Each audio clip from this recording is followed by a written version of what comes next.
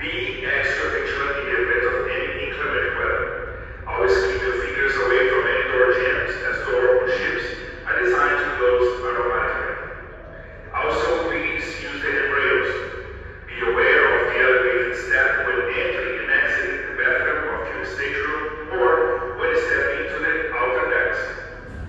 Outside deck surfaces may get wet due to sea spray, rain, humidity, and other causes.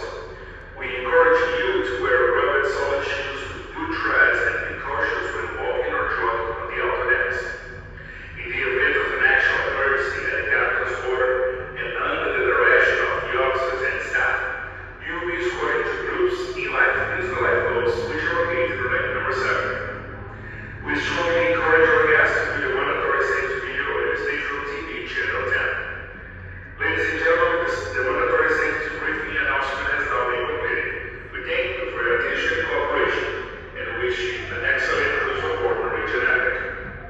Ladies and gentlemen, this is Daniel, cruise director. Welcome aboard the Epic. I have a very important announcement to do now. You are officially on vacation. So please join me at the pool deck at 4 p.m. for the sail away party and tonight for the welcome aboard show at 8 p.m. in the Epic Theater.